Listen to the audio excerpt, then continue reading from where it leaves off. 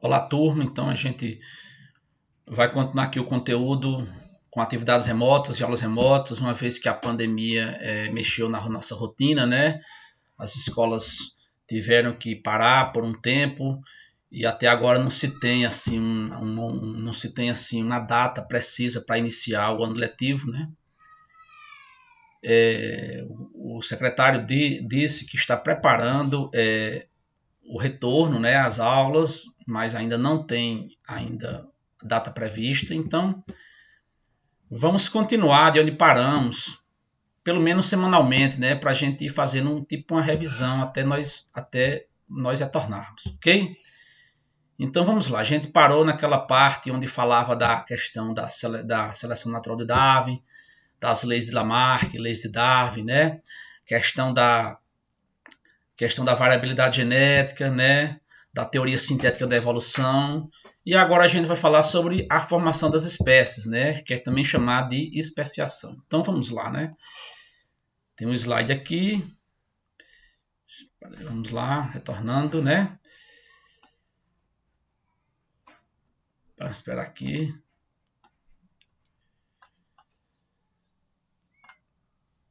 Então a gente vai lá retornar sobre a questão da especiação, ok? Vamos lá. Então aqui nós temos aqui um slide, né? E eu quero explicar para vocês aqui essa questão da especiação, né? Então ele pergunta o que é espécie, né, pessoal? Ele dá aqui alguns exemplos de espécie, né? Vocês podem ver aqui a espécie humana, os ursos polares, né, os koalas, né? Algum tipo de ave, né? Algum periquito, né? Veja bem o que é esse conceito de espécie, né? Nós temos as borboletas, são várias borboletas. A gente não pode dizer que a borboleta, todas as borboletas pertencem a uma mesma espécie. Existe várias espécies de borboletas, né? Então, primeiramente, nós vamos falar um pouco de Linneu, né? Carlos von Linneu viveu no século XVIII. Ele fala que o conjunto de seres vivos dotados de grande semelhança física entre si, demonstrando um padrão típico em todo o grupo. Então, para ser da mesma espécie, para Linneu teria que ser semelhantes entre si, bem semelhantes, né? Tem um padrão, né? Seria este o conceito mais apropriado? Claro que não, né? O conceito mais apropriado não seria esse, a gente vai ver. Qual é o grau mínimo de semelhança entre dois indivíduos para que eles sejam considerados da mesma espécie? Ok? Aí nós temos aqui um exemplo da coral verdadeira e a coral falsa. Veja bem, pessoal. São duas cobras, duas serpentes brasileiras extremamente parecidas. Ok? Nós temos a coral verde, a coral verdadeira e a coral falsa. A diferença é que uma tem veneno, a verdadeira é venenosa, peçonhenta, enquanto que a falsa não tem peçonha, não é venenosa. Ok? Veja bem outras diferenças entre elas. Na coral falsa, o anel vermelho é bem maior do que o anel vermelho da coral verdadeira. Isso é uma espécie de adaptação. Por quê? A coral falsa, como ela parece com a coral verdadeira, ela afugenta os predadores, né? Uma maneira dela se defender. Okay? Mas veja bem, essas serpentes, essas cobras, elas são de espécies diferentes, não são da mesma espécie. São espécies diferentes, apesar de ser bem parecidas, né? Nós temos aqui também esses periquitos. Eles são bem parecidos, mas são também de espécies diferentes. Não são da mesma espécie. Okay? Então, Ernst Mayr, em 42, ele deu um conceito basicamente de espécie. Que ele diz que espécies são um grupo de populações cujos indivíduos são capazes de se cruzar e de deixar descendentes férteis, estando reprodutivamente isolados de outras espécies. Ou seja, para ser da mesma espécie, eles têm que cruzar entre si e ter descendentes férteis. Certo? Se não tiver descendentes férteis, não são da mesma espécie. E tem que ter um isolamento reprodutivo entre as espécies. É claro que um cachorro não pode cruzar com um gato, porque são de espécies diferentes. Certo? Não vai ter descendentes. E muito menos descendentes férteis. Ok? Então, ainda que alguns grupos de indivíduos estejam espacialmente isolados, se reunidos poderão cruzar e deixar descendentes. Se cruzar e deixar descendentes férteis, são da mesma espécie. Quais seriam as limitações dessa definição? Aí nós temos aqui, pessoal, como vocês podem ver, seres com relativa baixa complexidade dotados de reprodução assexuada. São seres, as bactérias, por exemplo. Existem vários tipos de bactérias, vários tipos de vírus, né? Nós estamos aí falando muito do coronavírus, que ele tem uma coroa como parecido esse aqui, esse tipo de vírus aqui, certo? Existem vários tipos de coronavírus, mas o que está causando a Covid-19 é algumas cepas, não todas as cepas do Covid, do coronavírus, que vai causar a Covid-19, né? É um vírus mutante, né, que mudou muito, né, que de muitos anos para cá houve mutações, né, e aí esse vírus veio atingir todo mundo, né, um vírus muito fácil de transmissão, um vírus letal para muitas pessoas, né. Estamos aí parados nessa pandemia justamente por conta dessa questão desse vírus, né, esse vírus muito perigoso, né, e letal, já morreu muita gente no mundo, né, da Covid, né. Então, como é que eu vou classificar esses vírus, essas bactérias como é que eu vou classificar essas bactérias, esses vírus sobre as espécies? Então, como se identifica as diferentes espécies desses seres? Como é que eu vou identificar as diferentes espécies de vírus, certo?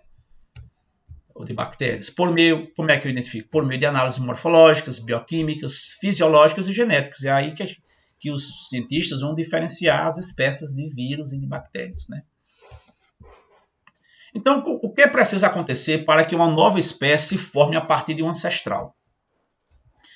Nós temos aqui uma imagem, né, falando aqui que tem uma interrupção do fluxo gênico entre os diferentes grupos de indivíduos, ou seja, tem que acontecer um isolamento. Eles vão, numa determinada situação, não vão se ver mais. Pode ser um terremoto que pode separar duas populações, pode ser um abismo, uma montanha, e essas espécies nunca mais vão se ver. Um caso clássico, pessoal, é o caso da ema, da avestruz e do emu. A ema, a avestruz e o emu eram um ancestral só, era uma única espécie. Eles viviam na Pangeia, naquele continente único. Quando ocorreu a separação, e isso eu estou falando em decorrer de milhares e milhões de anos, então houve a separação dos continentes, e aqui na América do Sul ficou a ema, na África a avestruz e na Austrália o emu. Elas se separaram e nunca mais se viram. Isso formou um isolamento geográfico. Como passou milhares e milhares de anos, esses indivíduos que ficaram na América do Sul, na África e na Austrália nunca mais se viram, eles sofreram por processos de recombinação gênica e por seleções naturais diferenciadas. Como nunca mais eles se viram, sofreram por seleções naturais, passaram por seleções naturais diferentes e passaram por recombinações gênicas diferentes, essas espécies se modificaram e se formaram novas espécies. Então, como formou novas espécies, uma única espécie se dividiu em 3 espécies, houve o isolamento reprodutivo. Se você colocar uma ema para cruzar com a avestruz, não vai acontecer nada, não vai ter descendentes férteis, porque não são mais a mesma espécie. Há milhões de anos era uma única espécie, mas hoje, com o isolamento geográfico e as variabilidades genéticas diferentes, as recombinações gênicas diferentes, as seleções naturais diferenciadas, essas espécies que eram um único ser vivo, um ancestral, uma única espécie, quer dizer, se transformou em 3 espécies diferentes, certo? Por conta do isolamento geográfico e das seleções naturais diferenciadas e das recombinações gênicas e mutações gênicas diferenciadas. Hoje se formou em 3 espécies diferentes. Como são 3 espécies diferentes, houve isolamento reprodutivo. Eles não se reproduzem mais. Aqui nós temos aqui algumas espécies, alguns exemplos, né? Não vou passar aqui direto, né? Nós temos ambientes de clima muito árido e plantas com folhas médias, né? Ambiente com razoável umidade e temperatura amena. Ambiente de clima muito úmido. Então veja bem que a folha vai diferenciando de acordo com o ambiente, né? O ambiente tem alterações, seleções, isso é chamado de seleções naturais diferentes, né? Houve a seleção natural, como vocês podem ver. Então, cada espécie ficou diferente, né? Desse ancestral comum que vocês estão vendo aqui, um ficou num clima árido, outro num clima úmido, e as folhas se modificaram. As folhas do clima árido, elas são menores porque elas precisam de folhas menores para transpirar menos, certo? Enquanto que, porque elas transpiram menos porque elas perdem pouca água. Como aqui no clima úmido chove bastante, por exemplo, a floresta amazônica, né? Chove bastante, então as folhas são largas, são grandes, porque eles têm muita água, tem mais água, né? Chove bastante, então eles têm água. Enquanto que aqui não tem água, eles reduzem a superfície foliar para suar, para transpirar menos e perder pouca água para o ambiente, né? Então é um processo de seleção natural, e isso com o decorrer dos milhares de anos, essa espécie de planta se transformou em duas diferentes, né? Então os tipos de barreiras. Quais os tipos de barreiras podem impedir o cruzamento, que é o fluxo gênico entre populações? Rios podem separar, montanhas, distância e etc. Né? O isolamento geográfico, pessoal, é o termo que designa as barreiras que interrompem o fluxo gênico entre populações. Né? Vamos lá mostrar aqui. Eu quero mostrar aqui uma figura da questão do isolamento geográfico, né? Sim, ok. O isolamento geográfico, pessoal, ele, no decorrer de milhares de anos, vocês já viram lá, que pode ser um abismo, um terremoto, né? Uma floresta que separa duas populações, uma população, e essa população passa milhares de anos, não se vê mais, não tem mais contato, aí ocorrem seleções naturais diferentes, ocorre permutação gênica, mutações, e aí, por fim, essas espécies se isolaram durante milhares e bilhões de anos, não se viram mais e não se reproduzem mais, certo? Então, quando não se reproduzem mais, ocorre o isolamento reprodutivo, não é mais possível. E aí sim, forma uma nova espécie. Então, para ter uma formação de nova espécie, uma população ancestral se separa, sofre mutações, recombinação gênica, seleção natural diferente, passa muito tempo sem se ver, e aí sim ocorre o isolamento reprodutivo. Não é mais possível que aconteça o cruzamento entre as espécies. Isso é chamado de especiação, a formação de novas espécies. Isso é especiação. Então, atualmente acredita-se que novas espécies surgem por diversas espécies de ancestrais. Como nós temos aqui o ancestral, aqui, ó, um ancestral, esse ancestral ele formou várias espécies. A, B, C, D, E e F. Né? Aqui é um cladograma. Né? Basicamente, existem dois tipos de especiação, que eu quero finalizar a aula com isso aqui, que é a alopátrica e a simpátrica. Certo? Então, a especiação alopátrica, pessoal, existe um isolamento geográfico. Por exemplo, vocês estão vendo aqui, esse preto aqui, ó, em cor preta, esse pássaro em cor preta, ele é um ancestral comum. Eles se separaram pelo rio. Separação geográfica de dois grupos populacionais de uma espécie ancestral. O que aconteceu? Se separaram, vocês podem ver aqui na imagem, nunca mais se viram, ocorreu uma diversificação gênica, o isolamento geográfico, e com o tempo eles não se viram mais, certo? Veja bem que as cores são iguais. Passou muitos anos, milhares de anos, vamos dizer assim, e surgiu de uma única espécie, devido ao isolamento geográfico, surgiu duas novas espécies diferentes. Veja bem que surgiu a espécie A, que é branca, e essa espécie B, certo? Que é uma cor salmão, né? Mais ou menos, né? Então surgem duas novas espécies. Ok, pessoal?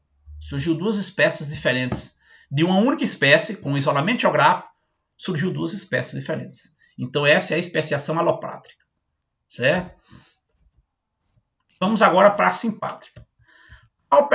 A especiação simpátrica, ela não ocorre isolamento geográfico entre populações com o mesmo ancestral. Não há necessidade de ter um isolamento geográfico. Os mecanismos envolvidos nesse tipo de especiação ainda não são poucos conhecidos. Ninguém sabe ao certo como é que acontece essa especiação simpátrica. Ora, não ocorre isolamento geográfico, como é que de um ancestral comum forma duas espécies diferentes? Ainda não se sabe explicar esse tipo de especiação, que é a especiação simpátrica. Uma hipótese são os casos de seleção disruptiva, em que novas espécies podem surgir em uma mesma região geográfica. Aí dei um exemplo aqui, ó. A alopátrica, nós temos aqui ó, uma espécie ancestral, outra espécie ancestral. Nessa especiação alopátrica, ocorreu uma separação. No caso aqui, um abismo, um terremoto, gerou um abismo, e essas plantas nunca mais tiveram contato. Nunca mais tiveram contato com elas, certo? Já nessa simpátrica, veja bem que não houve um isolamento geográfico. Mas mesmo assim, ó, vocês estão vendo aqui num verde mais claro, surgiu uma outra espécie dentro de uma espécie ancestral. Certo? Não se sabe explicar mais ou menos, mas é um tipo de especiação simpátrica. Ok, pessoal? Então, por hoje é só isso mesmo. Vou passar as atividades lá, vou deixar lá no grupo a atividade que eu quero que vocês respondam para a próxima semana me entregar. Um abraço.